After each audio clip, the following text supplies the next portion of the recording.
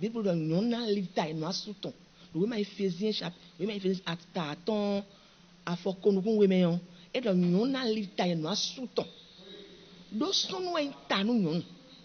Do wendo do po me yon. E no mo azipo do po ene.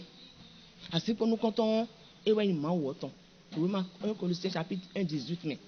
Colossiens chapitre 1 verset 18. Et ouais donc Christ est la tête du corps de l'église. Wendo e kanya gun.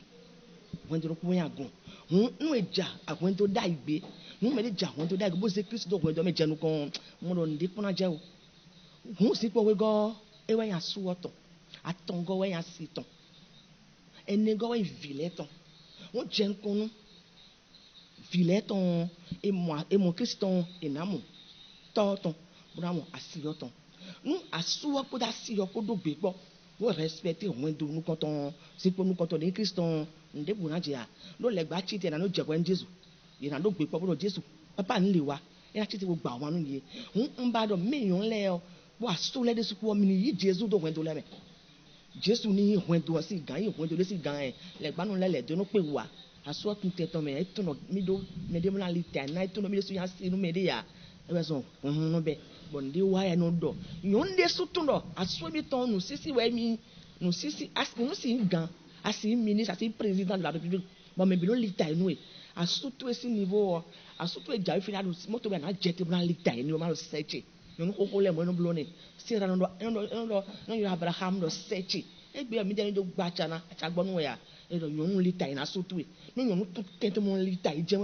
we na ti gbede ya we go nyon ne tun we asoto no duo adogo wa no ko asoto ko gbe ana we asoto sen we do me o ana tun lu tonto sana tenu afon we do to me o ana te ko na dun le si an lo to me chomo na ton ti we yin wa na ambro ti ni ndu de yin wa na tun lu to man ado mo bro ni an we asoto we do me ana we e fi na no ma femme ya asiti ro ko gbe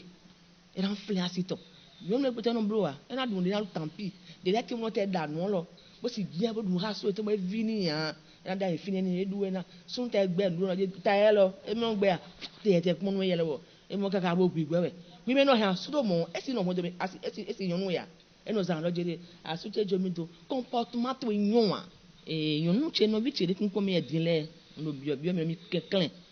won mi ni jira ho do mi ton do yonu wa yin ho do yonu wa confie na Jésus confie au de millions là. Donc oui ma Luc 23 verset 27 et donc il y a venu mi de ko vi mi ton là ko et donc mi vivre au de mi ton yon on doit oui confier na on domeni no on domen jlalo on cercle beton no ajo on do to edo mais do rien mais ouais bede mais nous les bi rien vile bi rien ma do nous cercle mais atelier tout ene boutique tout ene asokwe tout ene ana wilbo no hwedo toe ana wilbo na so toe owi we aso toe no gae aso meto e no pe aso obe no po an pe be na po do rum bi an mo ndi na hwede ya agbasa do koto ese puto mari gana ko ba na ando hore ya agbasa e ton rezo ado rezo ndi ya ana wiwe na so toe yo na lita eni yo ndi na hwedo ya so ndi etimo ba do eni lita ni ko droit e ton sunu wen tanu hwendo atomosi tatu ewe gantu ewe adwa cheti bana ka do hwendo me we ano kan bio e no désir tu na panu kon asoto e no bio no kon yin no bio to papa an le hudomi